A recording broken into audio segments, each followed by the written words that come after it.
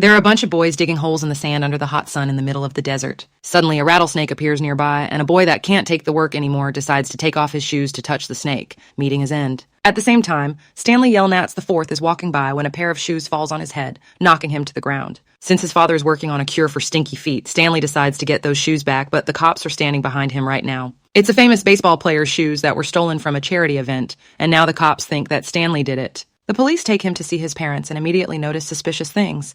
His dad, Stanley III, has an apartment filled with dozens of shoes, and Stanley IV has posters of the baseball star on his wall. In the light of that evidence, Stanley is taken to court, where he is offered two options: prison or 18 months at Camp Green Lake. Stanley obviously chooses the camp, and during the trip, he can't help wondering if this incident is part of the family curse. The bus passes through a vast desert, filled with holes, and for a moment Stanley thinks he sees a merchant with his mule, but it seems to be just his imagination. He's arriving in a small, dark town full of boys dressed as prison guards. Stanley meets the warden's right hand, Mr. Sir, who finds Stanley's name funny. The boy explains the family surname Yelnats is Stanley backward, and naming the son Stanley became a tradition to keep the pun, but Mr. Sir doesn't care and proceeds to share how things work here. There are no guard towers or fences in the camp because there is nothing but desert for hundreds of miles without water, so nobody dares to run away. Only 2 sets of clothes and a shovel are given to Stanley so that he can make holes. Stanley's got to dig a hole 5 feet deep every day and measure it with the shovel. The longer it takes him to dig, the longer he'll stay out in the sun. He's got to be careful of rattlesnakes and yellow-spotted lizards because they can kill him. Then Stanley meets camp counselor Dr. Pendansky, who gives him a tour and tells him the first rule is that you don't interfere with the warden.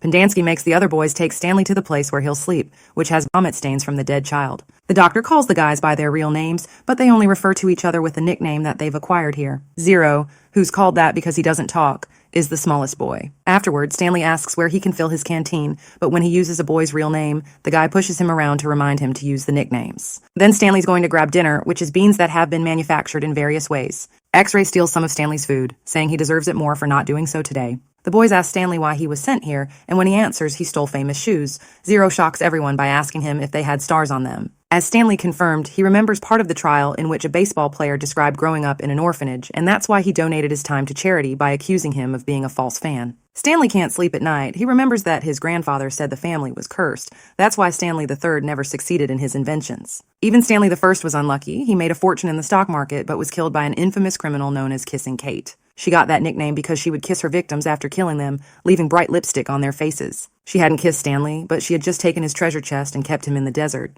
The boys wake up the next morning, when it's just a little light to start working. Everyone's got a tortilla for breakfast and a shovel, but when Stanley gets one, Zunray pushes him and takes it from him. Turns out the X-ray shovel's shorter, and it's not allowed to be used by anyone else. When they arrive at the digging spot, Mr. Sir explains to Stanley that if he finds anything interesting while digging, then he must report it, and if the warden likes it, then he gets the day off. Mr. Sir, however, argues that they are not looking for anything in particular, but a way of building up their character. All the boys get to work, and when they throw the dirt, sometimes it falls into another hole. Stanley tries to ask them to be careful, but the boys just laugh at him. While Stanley works on his hole, he thinks about the curse again. Elia, his ancestor, had worked on a pig farm and fallen in love with the owner's daughter, Myra. To learn how to win the girl's heart, he went to the local fortune teller, Madame Zeroni, but Zeroni told him to forget about the girl and go to America to meet his destiny. Elia didn't give up, asking his boss for Myra's hand, but another candidate offered a large pig as a dowry, and Elia was turned down. He went back to Zeroni, who, at last, took pity on him and taught him a trick. Every day, Elia had to take a small piglet up the mountain and drink from the stream while she sang songs for him. Elia's going to get stronger, and the pigs are going to grow even bigger until they can use it as a good dowry. He must have come back to take Zeroni up the mountain after he'd handed over the pig so she could get some drinks. He and all his descendants would be cursed if he failed to do so. Stanley followed every step for a few days until the pig was huge, so he took it to his boss. The 2 pigs were the same size, however, and the master allowed Myra to choose who she was going to marry. Myra couldn't make up her mind and offered a guessing game to decide, but Stanley was so offended by her flippant attitude that he decided to go to America like Zeroni first told him. Unfortunately, he forgot to take Zeroni to the mountain before leaving, so she cursed the family as promised. Back to the present, Mr. Sir stops by the holes with his truck so the boys can fill the canteens with water and teases Stanley for getting his first blisters on his hands. Zero, who's a very fast digger, and the boys think he eats sand, will be the first to finish his job. No one's going to help him get out of the hole when Stanley gets it done, so he has to learn how to escape on his own. Once he's back in town, he finds Mr. Sir pointing a gun at him, but actually he's shooting a yellow spotter lizard. The shot's missed, the lizard jumps to attack Stanley, but Mr. Sir shoots again, and the little lizard dies. The days are coming to an end, and Stanley is getting used to the routine of the camp. He wakes up early, eats nasty beans, then spends the day digging, which causes more blisters on his hands. There's a lot of dangerous animals around, and sometimes the shower doesn't work. He's still being harassed by the other boys who make fun of him because he's a softie. Stanley lays low to avoid trouble, lies, and says he's having a good time in the ordinary summer camp when he writes to his mother. Stanley finds a fossil one afternoon and brings it to Pendanski, but the doctor tells him that the warden doesn't care about fossils. It is also stated that there was once a lake in this area, and that the land around it had belonged to the warden's grandfather. It triggers a memory of how the city used to be lively and thriving. A merchant called Sam often came with his cart pulled by his mule to sell wonderful onions, which he claimed could cure all diseases and keep deadly lizards away. Sam had a crush on the local teacher, Catherine, and always brought a sack of onions just for her, so she would give a jar of peaches she gathered in exchange. All the men in town liked Catherine, and disliked the attention Sam would get from her. One rainy day, Catherine had to send the kids home because of the leaks on the school roof, so Sam volunteered to fix them. This allowed him to spend more time and bond with her, so he started to fix other parts of the school too. However, he also had to watch how the evening adult class kept throwing inappropriate comments at her. She was actually asked out by the warden's grandfather, Walker, but she refused and left him so angry. Eventually, however, the school turned out to be one of the most beautiful buildings in town, but Sam's mule went missing, and he got a boat instead. Sam and Catherine had finally gathered enough courage to kiss one rainy afternoon, unaware that Walker had seen them, and immediately reported the news to the rest of the city. The townsmen came together in a matter of hours, setting the school on fire as punishment.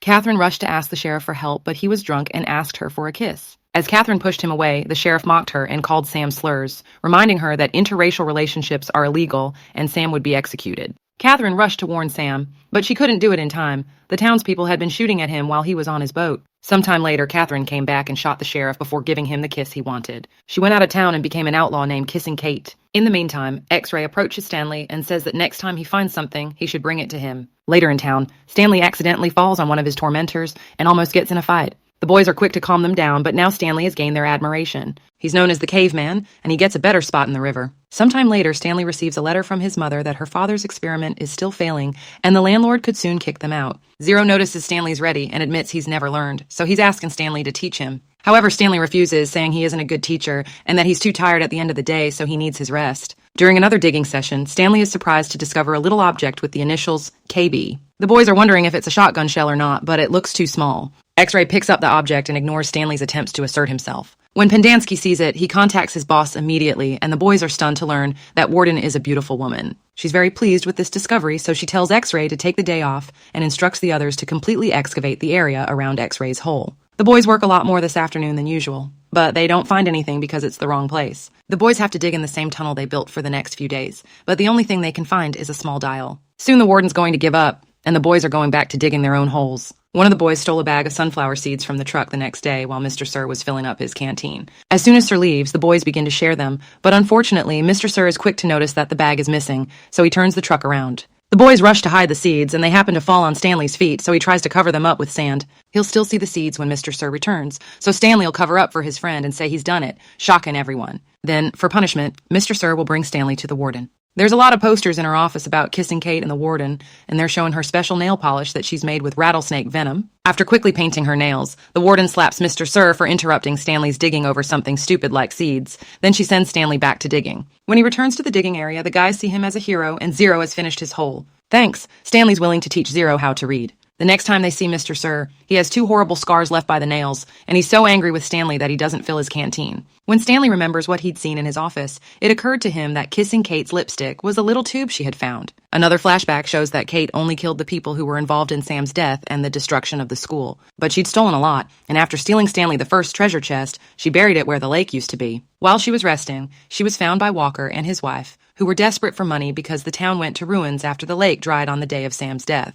Instead of killing them, Kate decided on a sweeter revenge. She let a lizard bite her and took the location of the chest to her grave. That way William and all his descendants, like the warden, would be digging forever in such a big desert. Stanley's starting to teach Zero how to read and write. Zero's name is Hector Zeroni, which means that he was the descendant of Madame Zeron. Because Zero's so fast at digging, he's starting to help Stanley with his holes, which makes the rest of the boys jealous. One afternoon, Zero shares the story of his mother, who worked hard to provide for him, but one day, she disappeared. Zero has lived on the street ever since. Sometime later, one of the mean boys continues to give Stanley a hard time for having help in the hole.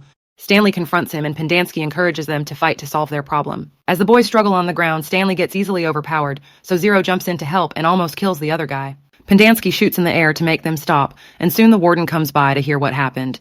The boys tell her that Zero's helping Stanley, so he immediately explains to her that she is teaching him to read at the same time. But the warden's furious, and Pendanski continues to make fun of Zero as if he were stupid. Zero finally snapes and hits Pendanski with a shovel before running away in the desert. Mr. Sir's going to go after him, but the warden's telling him not to. Zero's got no one, so they can erase all of his files and make it seem as if he never existed. The boys are talking about how Zero's going to die in the desert tonight. After Kate robbed him, Stanley couldn't stop thinking about the story of Stanley, the first to survive 16 days in the desert. It looks like he's been hiding in some place named God-Off Thumb, and no one knows what it is, but Stanley the First couldn't talk because he was so mad when they caught him. A new kid comes to replace Zero the next day, and Stanley's not happy about it. He makes a plan, and when Mr. Sir comes to fill their canteens, Stanley steals the truck. Mr. Sir immediately goes after him and holds onto the door, so Stanley tries to push him away and gets distracted, causing the truck to fall into a hole. Refusing to give up, Stanley leaves the car and runs into the desert as the other boys cheer him on. When the warden finds out, she orders Mr. Sir to report Stanley missing in 2 weeks because nothing will be found before then. Stanley continued to walk under the hot sun, ignoring all of those poisonous reptiles. At last he found Sam's boat and Zero under it, tired but still alive. He's been surviving by eating the peaches Kate had given Sam all those years ago, which became jam in the jars. When Stanley eats more, he sees a mountain in the distance that looks like a thumb and realizes it was where his ancestor had survived.